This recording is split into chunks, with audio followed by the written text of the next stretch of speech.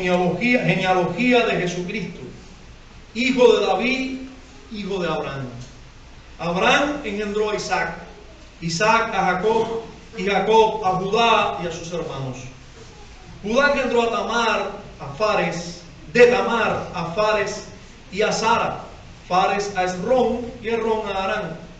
Aram engendró a Aminadab a Naasón y Naasón a Salmón. Salmón engendró a Rahab, a Boz, de Rahab a Boz engendró de Ruth a Obed, y Obed a Isaí. Isaí engendró al rey David, y el rey David engendró a Salomón, de la que fue mujer de Urías. Salomón engendró a Roboam a Abías, y Abías a Asa. Asa engendró a Josafat a Joram, y Joram a Usías. Usías engendró a Jotán a Acaz, y Acaz a Ezequías. Ezequías engendró a Manasés a Amón, y Amón a Josías. Josías engendró a Jeconías y a sus hermanos en el tiempo de la deportación a Babilonia. Después de la deportación a Babilonia, Jeconías engendró a Salatiel a Zorobabel. Zorobabel engendró a Abiud a Eliaquín, y Eliaquín a Azor. Azor engendró a Sadoc a Aquín, y Aquín a Eliud. Eliud engendró a Eleazar a Matán a Jacob, y Jacob engendró a José, marido de María, de la cual nació Jesús, llamado el Cristo. Y el verso 17 dice: de manera que todas las generaciones desde Abraham hasta David son 14, desde David hasta la deportación a Babilonia 14, y desde la deportación a Babilonia hasta Cristo 14. Roguémosle a Dios que sea con nosotros en este momento de la exposición de su palabra. Padre, gracias por tu palabra y gracias por este texto de ella. Señor, rogamos que tú nos hables, que tú nos alimentes, que nos redarguya, que nos enseñes, que nos ilumines en este mundo oscuro por medio de tu palabra. Ilumina también la oscuridad de nuestros corazones con tu palabra. Te rogamos que por tu Espíritu hagas eficaz tu palabra en cada uno de los que estamos aquí presentes. Amén. Amén. Bajo el título El idioma de la genealogía, vamos a predicar en esta mañana esta porción de la Escritura. En la mañana del viernes 28 de septiembre de 1928, cuando Alexander Fleming estaba estudiando cultivos bacterianos de Staphylococcus aureus en el sótano del laboratorio del hospital de Santa Mary en Londres, situado en el ala Clarence, ahora parte del Imperial College. Tras regresar de un mes de vacaciones, observó que muchos cultivos estaban contaminados y los tiró a una bandeja. Afortunadamente, recibió una visita de un antiguo compañero y al enseñarle lo que estaba haciendo con algunas de las placas que aún no habían sido lavadas, se dio cuenta de que en una de ellas alrededor había un hongo contaminante y se había creado un halo de transparencia, lo que indicaba destrucción celular, o sea, destrucción de las bacterias. La observación inmediata es que se trataba de una sustancia difusible procedente del hongo que contaminaba las placas. Posteriormente, aisló y cultivó el hongo en una placa en la que disponía radialmente varios microorganismos, comprobando cuáles eran sensibles a lo que soltaba el hongo y cuáles no. La identificación del espécimen como Penicillium notatum, que la realizó otro hombre, fue bien buena y necesaria para la humanidad. publicó su descubrimiento sin que recibiera demasiada atención y según los compañeros de Fleming, tampoco él mismo se dio cuenta en un inicio del potencial de la sustancia. Acababa de ser descubierta la penicilina. La penicilina dio comienzo a la era de los antibióticos. Hoy en día los niños oyen de penicilina, no les resulta muy buena noticia, pero nosotros sabemos, y ellos deberían saber, los niños aquí presentes, que la penicilina es buena, no es mala. O bueno, es buena en el mejor de los sentidos. Nosotros sabemos que todos los medicamentos tienen contraindicaciones, pero es buena, puede salvar tu vida, niño. Cuando mamá o papá te llevan a inyectar penicilina, es para salvarte la vida física, es para que permanezcas vivo. No queda otro remedio que tomarla o inyectarla. La penicilina dio comienzo a la era de los antibióticos, trayendo la cura de enfermedades comunes como la tuberculosis y la sífilis, haciendo que las intervenciones quirúrgicas fueran menos arriesgadas y que la medicina de las infecciones fuese más confiable. Antes de los años 1930, personas adultas y niños morían en grandes cantidades por infecciones bacterianas como la neumonía y la fiebre reumática, desde los más pobres hasta los más ricos. Morían simplemente cuando enfermaban una infección, cualquiera podía matarlos. Tal es así que en 1924, como por ejemplo el hijo del presidente estadounidense Calvin Coolidge, un joven de 16 años de edad, murió por una septicemia originada en una herida de un pie por sus zapatillas de tenis. Así que los más ricos morían también.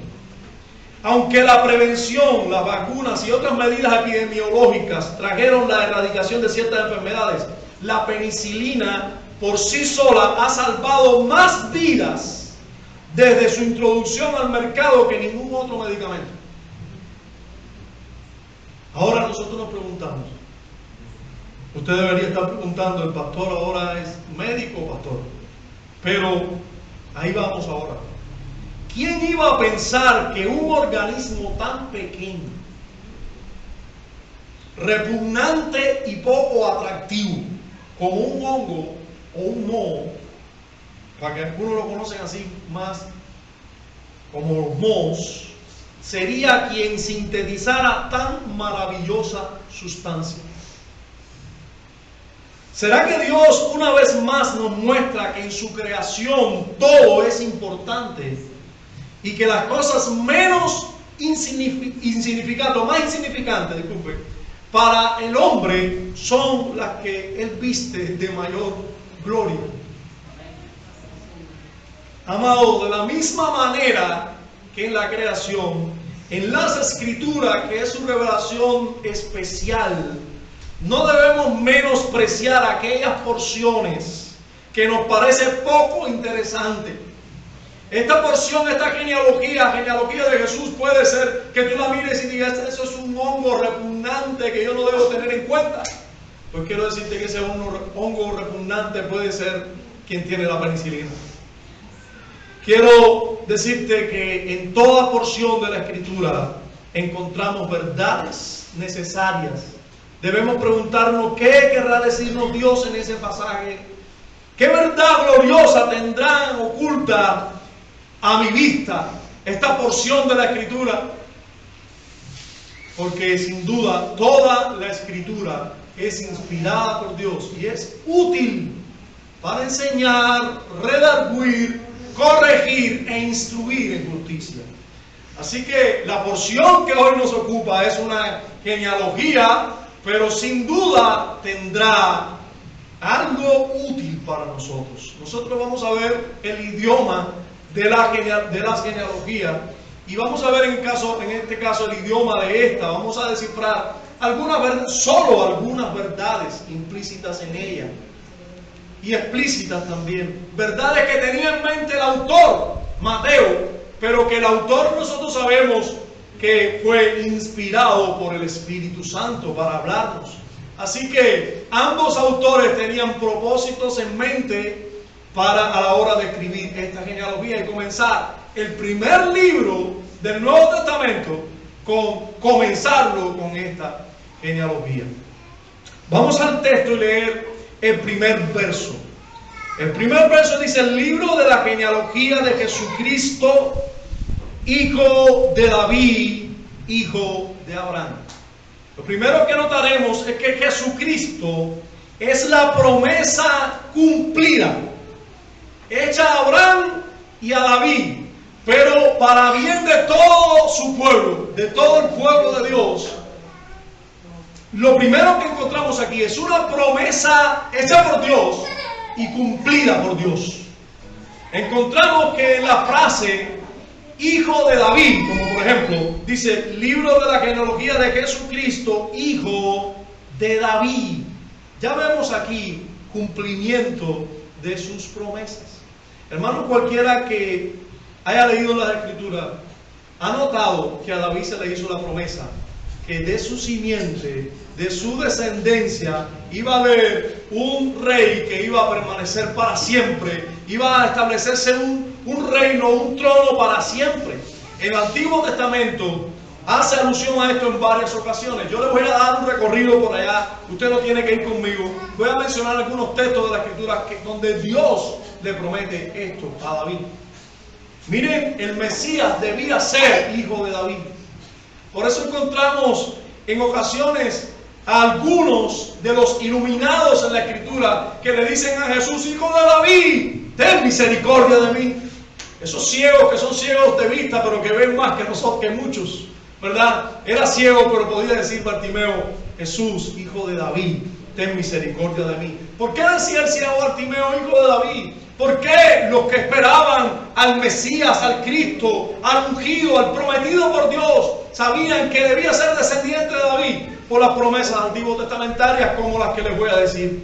En 2 de Samuel, capítulo 7, en los versos del 12 al 16, Natán recibió, el profeta Natán, una profecía, recibió palabra de Jehová para que él se lo comunicara a David.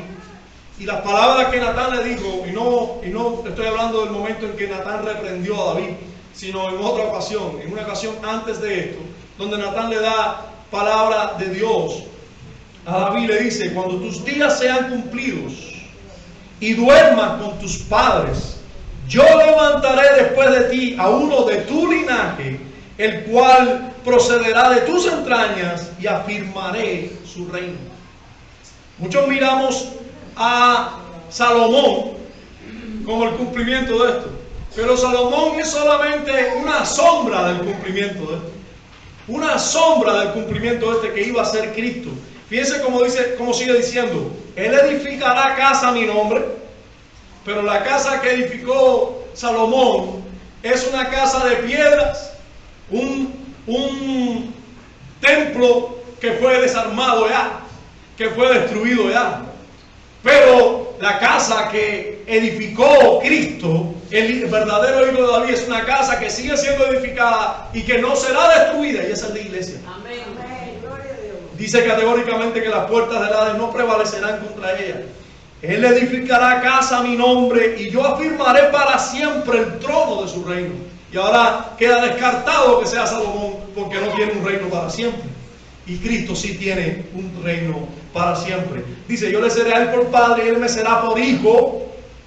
Dice además: y si él hiciere mal, yo le castigaré con vara de hombres y por azote de hijo de hombres.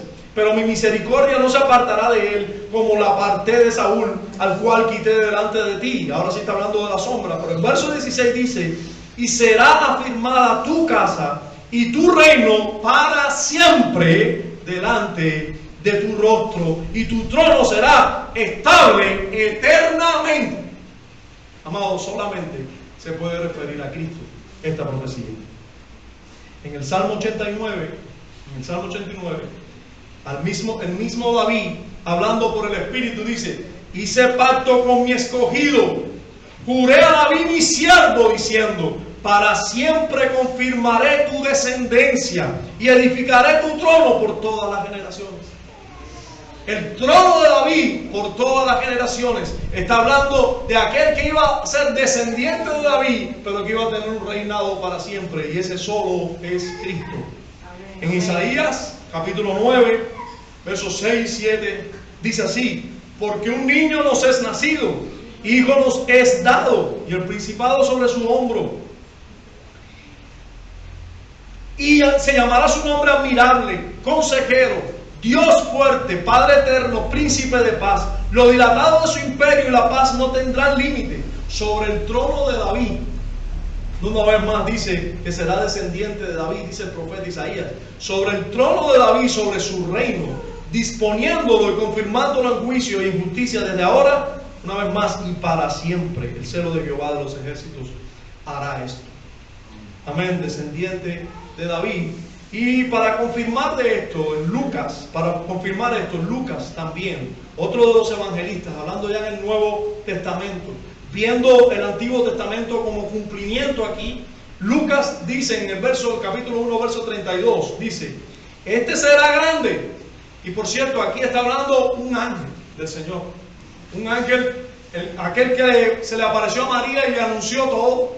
Este ángel que venía, por supuesto, del trono de Dios, del cielo, de la presencia de Dios, dice: este será grande, hablando de Jesús, este será grande y será llamado Hijo del Altísimo, y el Señor Dios le dará el trono de David su padre. Una vez más el ángel ve a Jesús como descendiente de David. Les recuerdo que en la escritura la palabra hijo de no quiere decir siempre que nació precisamente de que sea su padre biológico, sino que está hablando de descendiente de. Hijo de puede ser interpretado por nosotros en español correctamente como descendiente de. Hijo de David su padre, y reinará sobre la casa de Jacob para siempre, y su reino no tendrá fin. El ángel correctamente, por supuesto, interpreta la profecía antiguo testamentaria o hace relacionar exactamente lo dicho por los profetas con lo dicho por él a María. Entonces David es padre en cierta manera de Jesucristo. Jesús, el Mesías, debía ser descendiente de David. Y así comienza Mateo diciéndolo: Jesucristo, libro de la genealogía de Jesucristo, hijo de David. Hijo de David, descendiente de David. Mateo está diciendo: Cristo es descendiente de David. Es el cumplimiento de la promesa de Dios. También en la frase que sigue, hijo de David, hijo de Abraham, vemos también cumplimiento de otra promesa de Dios. Dios cumple su promesa a Abraham cuando en Génesis 22, 18, Dios le dice a Abraham: en tu simiente serán benditas todas las naciones de la tierra, por cuanto obedeciste a mi voz. En tu simiente, en otras palabras, de ti saldrá, de ti provendrá, vendrá de ti aquel que será de bendición para todas las naciones. En tu simiente serán benditas todas las naciones de la tierra. Y nosotros podemos decir categóricamente que Cristo es esa simiente. ¿Por qué lo podemos decir? Porque ya el apóstol Pablo lo dijo. Porque categóricamente la Escritura afirma que Cristo es la simiente de Abraham. En Gálatas 3:16, después usted lo puede verificar, dice: ahora bien, a Abraham fueron hechas las promesas, y a su simiente, dice el apóstol Pablo, no dice y a las simientes, como si hablase de muchos, sino como de uno, y a tu simiente, la cual es Cristo. Cristo es la simiente de Abraham. Podemos decir con toda seguridad que Dios ha cumplido su promesa, dándonos al Mesías como el cumplimiento de la promesa a David y también a Abraham. Ahora bien, amados, Si Dios cumple sus promesas, entonces eso tiene implicaciones para nosotros. Dios está demostrando, el autor de Mateo, o el autor de este libro que es Mateo, y el Espíritu Santo están demostrando desde el primer verso, Dios cumple sus promesas. Dios cumple sus promesas. Y si Dios cumple sus promesas, entonces los impíos, los que no ven sus pecados y los que no corren a Cristo por salvación, deberían estar temblando ahora mismo. La Escritura dice con claridad lo que sucederá en los últimos tiempos. Lo que sucederá un día que nadie sabe el día ni la hora. Por citar solo uno de los textos que hablan sobre ese día, voy a citar 2 Tesalonicenses capítulo 1, versos 6 al 9, dice: porque es justo delante de Dios pagar con tribulación a los que os atribulan, o en otras palabras, a los que atribulan a los cristianos. Y a vosotros, o sea, a los cristianos que sois atribulados, daros reposo con nosotros o con otros cristianos cuando se manifieste el Señor Jesús desde el cielo con los ángeles de su poder, en llama de fuego. En llama de fuego viene el Señor para dar retribución a los que no conocieron a Dios ni obedecen el evangelio de nuestro Señor Jesucristo, los cuales sufrirán, dice la Escritura, pena de eterna perdición, excluidos de la presencia del Señor y de la gloria de su poder. Hermanos, Dios cumple sus promesas. Dios cumple sus promesas, aunque se tarde, vendrá. Amén. Pasaron 14 más 14 más 14 generaciones, pero Dios cumplió su promesa. Y Dios cumplirá todas sus promesas. Y esta dicha en 2 Tesalonicenses también se cumplirá. Si tú eres de esos que están aún en rebeldía contra Dios, debes considerar que Él cumple sus promesas. Sufrirán pena de eterna perdición, excluidos de la presencia del Señor. Ahora, pero si Dios cumple sus promesas, los justos, aquellos que han sido santificados, que han sido resucitados entre los muertos, que han nacido de nuevo por el poder del Espíritu, deberíamos vivir en pleno agradecimiento. Deberíamos vivir para nuestro Señor. Deberíamos estar anhelando la venida de nuestro Señor y sirviéndole siempre, porque Él cumple sus promesas. Deberíamos vivir vidas piadosas, vivir para Él, no vivir para nosotros. Si Él cumple sus promesas, nosotros deberíamos estar regocijándonos y andando a la luz de esa verdad. Él cumple sus promesas y Él ha prometido darnos vida y vida en abundancia. El apóstol Pedro tiene esto en mente cuando le dice en su segunda carta a aquellos que le escriben: puesto que todas estas cosas han de ser desechas.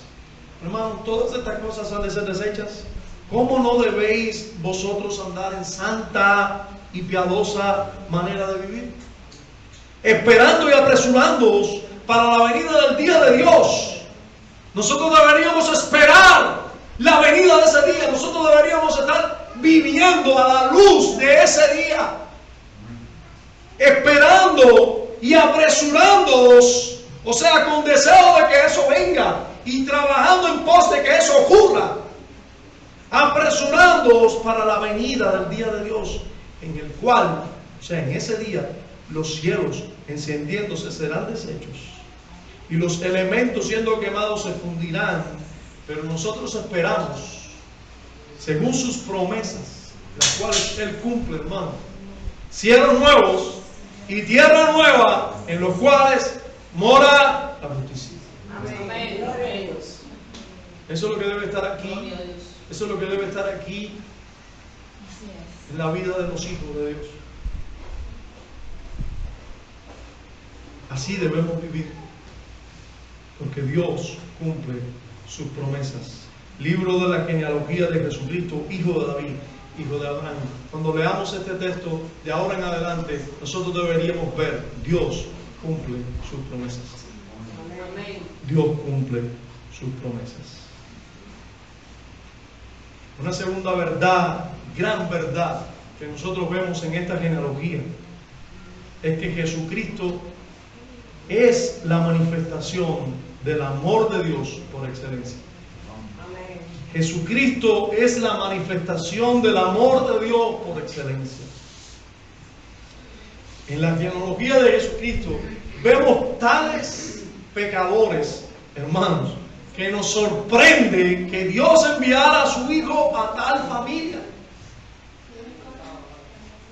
Vemos tales pecadores en este listado que uno se maravilla y uno dice, ¿cómo es que el Hijo de Dios, el Hijo eterno de Dios, el cual es purísimo, santísimo, venga a vivir en esa familia?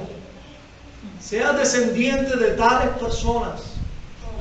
Por favor, vamos conmigo a leer los versos del 2 en adelante. Vamos a leer hasta el 11 al menos. Dice así: Abraham engendró a Isaac, Isaac a Jacob. ¿Recuerda quién era Jacob? Qué sincero era, ¿verdad? Y Jacob a Judá y a sus hermanos. Todos. Dice, y Judá engendró a Tamar, de Tamar, no sé si recuerda la historia, yo se la voy a recordar ahora, a Fares y a Sara. Fares a Esrón y Esrón a Aram. Aram engendró a Aminadab a Nazón y Nazón a Salmón. Salmón engendró de Rahab, la ramera, hermanos.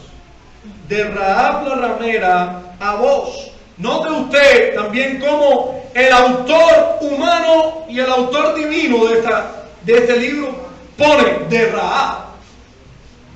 Él pudo haber puesto perfectamente que Salmón engendró a Boz. Sin embargo puso de Rahab.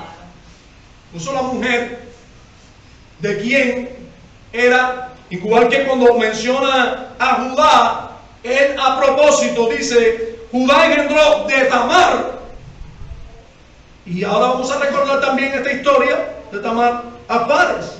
Aquí dice, Salmón engendró de Rahab a Boz. Boz engendró de Ruth, la cual era moabita, una idólatra, a Obed. Y Obed a Isaí. Isaí engendró al rey David. Y el rey David engendró a Salomón, de la que fue mujer de Urías. A propósito, se nos pone esto. Salomón engendró a Roboam, Roboam a Abías, y Abías a Asa, Asa engendró a Josafat, Josafat a Joram, Joram a Usías, Usías engendró a Jotán, Jotán a Acaz, y Acaz a Ezequías, Ezequías engendró a Manasés, Manasés a Amón, y Amón a Josías, Josías engendró a Jeconías y a sus hermanos en el tiempo de la deportación a Babilonia.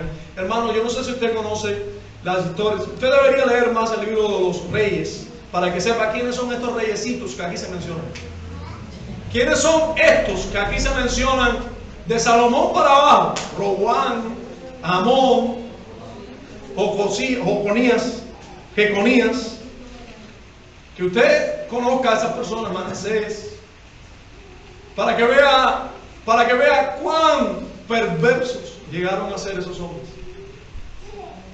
Y nosotros, hermanos, al mirar a esa genealogía y ver que el Hijo eterno de Dios nació de esa generación, sin duda podemos meditar y podemos glorificar a Dios. Podemos glorificar a Dios por muchas cosas. El listado de los pecadores aquí no es solamente Judá o Jacob o Rahab, pudiera ser entero, todos ellos eran pecadores. Todos los aquí mencionados, todos eran pecadores. Ninguno merecía que el Hijo eterno de Dios descendiera de ellos. Y estamos hablando humanamente, nosotros sabemos que Él fue engendrado por el Espíritu Santo. Pero tenía una descendencia descendencia humana. Y está puesta con toda intención. Por eso es que la Escritura dice que grande es el misterio. Que Dios se hizo carne. Que Dios, el eterno Dios, se hizo como uno de nosotros. Se hizo exactamente como uno de nosotros. Tomó nuestra naturaleza. Miren cómo el pastor anglicano Juan Carlos Riley habló de este texto viendo este listado de pecadores. Dice: cuán grande es la misericordia y compasión de nuestro Señor Jesucristo. Meditad acerca de lo corrompido e inmundo de nuestra naturaleza y después reflexionar cuánta condescendencia fue la de Jesús en haber nacido de una mujer y hecho a semejanza de los hombres. Mirando a estos pecadores, hermano, sin duda nosotros debemos decir: Señor, cuán grande es tu misericordia para con nosotros. ¿Cómo es que tú te haces hombre y hombre descendiente de tales pecadores?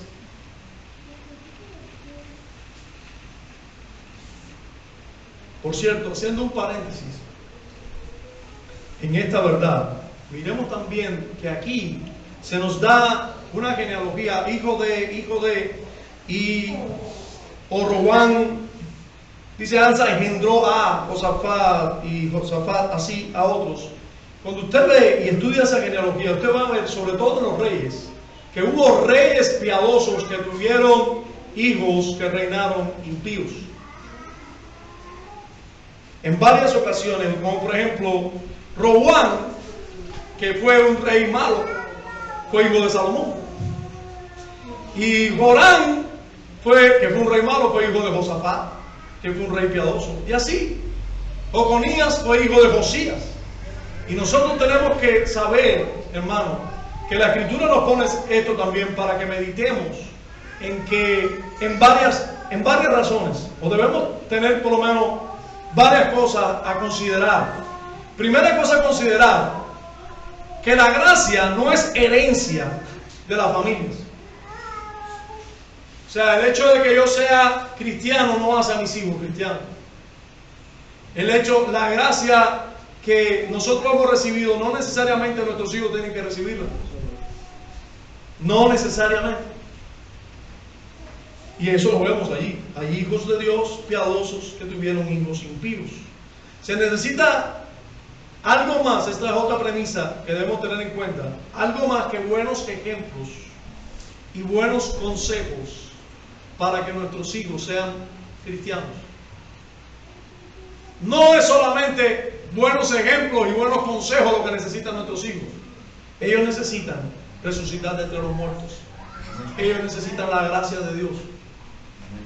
Igual que nuestros padres, igual que nuestra familia, necesita la gracia de Dios. No que nosotros seamos solamente buenos ejemplos y darle buenos consejos. Necesitan el poder del Espíritu resucitándolo de entre los muertos por medio de la Escritura. Los que renacen no son engendrados de voluntad de sangre ni de voluntad de varón, sino de Dios. Amén. Eso lo dice Juan. O sea, el nacer del Espíritu no es una obra de que se hereda por los hombres, es una obra de Dios. Y por último, esto nos debe hacer pensar, y es como un llamado a los padres de aquí, los que oran por sus hijos: pidamos la salvación de nuestros hijos. Roguemos a Dios porque Dios los resucite de entre los muertos, porque Dios les haga nacer de nuevo por su Espíritu. Esa es la única manera en que nuestros hijos verán el reino de Dios. Hermanos, en esta genealogía vemos tales pecados que nos calma nuestra culpa, en cierta manera. Nos asegura que aunque nuestros pecados fueran tan negros como la noche sin luna, Dios puede hacer que por su Espíritu Cristo renazca en nuestros corazones y haga que nuestros pecados, nuestros corazones sean limpios y resplandecientes como el mismo sol. Amén. Cuando uno ve que en esa genealogía Cristo nació, uno dice: Señor, qué bueno porque yo no soy muy diferente a Judá, ni a Jacob, ni a David. Hermanos, en esta genealogía encontramos, ¿por qué usted cree que Dios nos dice en su palabra, Judá engendró de Tamar a Fares? ¿Por qué dice eso? ¿Por qué aquí encontramos en esta genealogía? ¿Por qué usted viene leyendo Génesis, una historia tan interesante sobre los hijos de Jacob y sobre José, y de buena primera, ¡prum!, te ponen un capítulo, Judá y Tamar? Y una historia que no viene al caso entre Judá y sus hijos y Tamar, una de sus nueras, que se hizo pasar por una prostituta para acostarse con su suegro. Usted dice, ¿y para qué esta historia? Cuando todo el libro de Génesis llevaba un paso consecutivo, ahora una historia aquí entre Judá y Tamar. ¿Qué me interesa? Nos interesa porque toda la escritura habla de Cristo. Y este Fares, del cual nació, que nació de esta relación entre Judá y Tamar, es un descendiente, o es parte de la línea que iba a dar a Cristo. Miren ustedes, hermanos, qué cosa tan que Judá tuviera hijos que no le dieran descendiente a Tamar, y Tamar, para tener descendencia de Judá, se hizo pasar por una prostituta. Judá concibió, se acostó con una llamada prostituta. ¿Cuánto pecado? Y esa prostituta sale embarazada, pero no, esa prostituta era su nuera, que se había hecho pasar por una prostituta. Y de esa relación, ese hijo fue el que Dios escogió y decretó desde antes de la fundación del mundo que iba a ser de la descendencia de su hijo. Él nos está diciendo, no importa cuáles son tus pecados, ¡ay, perdón! De una ramera, no sé cuántas mujeres aquí han tenido varias relaciones sexuales, pero quiero decirte que se han tenido dos nada más, con dos personas distintas, a menos que hayas enviudado y vuelto a casar, a menos que sea por algo lícito según las escrituras, te hace una ramera. Yo no sé si tú tuviste una vida o quizás la estás teniendo, pero quiero decirte, hay perdón en Cristo Jesús. Él conoce todos nuestros pecados, y si Él puso a propósito en el verso de la escritura que no deja pasar por alto esto, y dice en el verso 5, Salmón engendró de Rahab, la ramera, una mujer que vivía de vender su cuerpo, vino a la fe y al arrepentimiento, y hubo perdón en Cristo Jesús. Amén. No es por gusto que Él, no es porque todo en la escritura tiene un porqué. El hongo no está ahí para molestar, nada más, algún propósito tiene. Toda la escritura tiene un porqué. Juan Carlos Raile dice también al respecto: nuestros pecados pueden haber sido tan negros y enormes como los cometidos por cualquiera de las personas cuyos nombres menciona Mateo, pero ellos no pueden cerrarnos la puerta del cielo si nos arrepentimos y creemos en el Evangelio.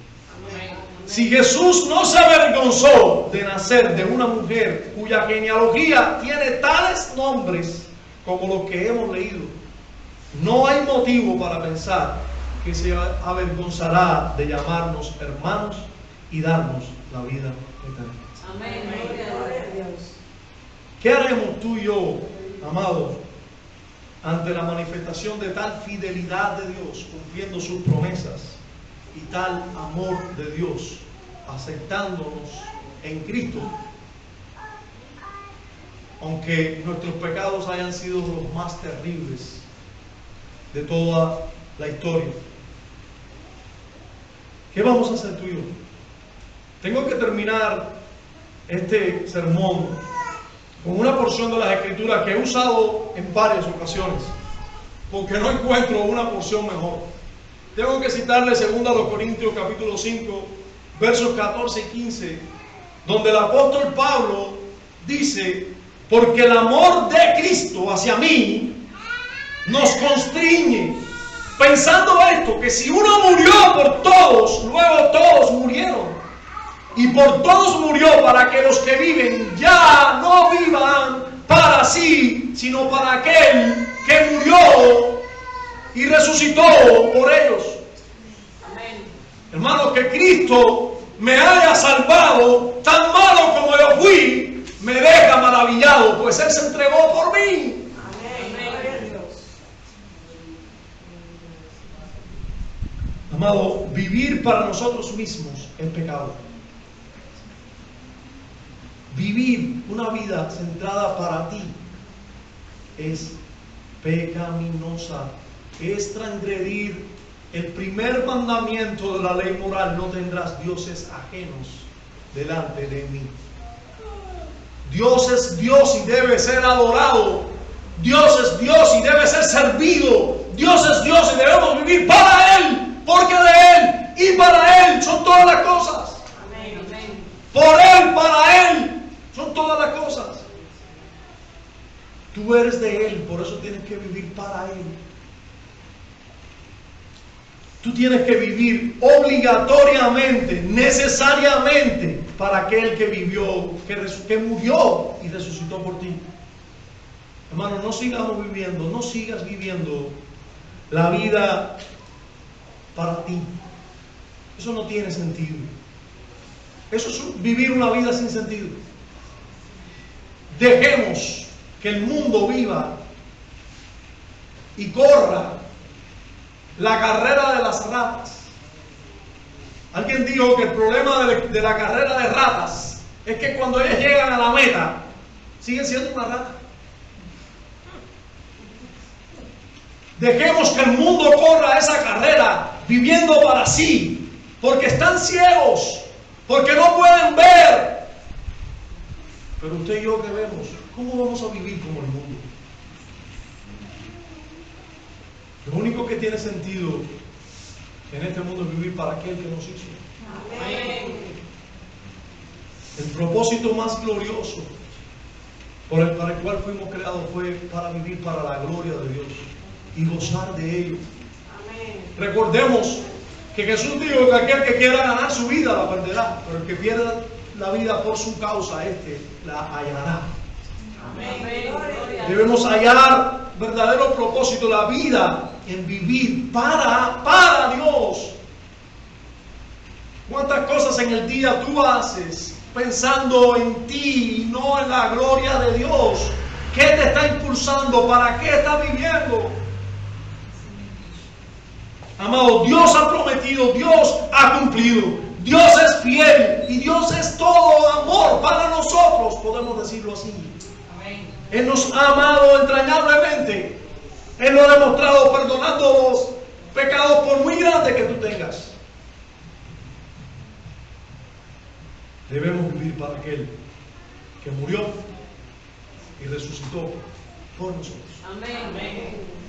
Padre, ayúdanos a esto.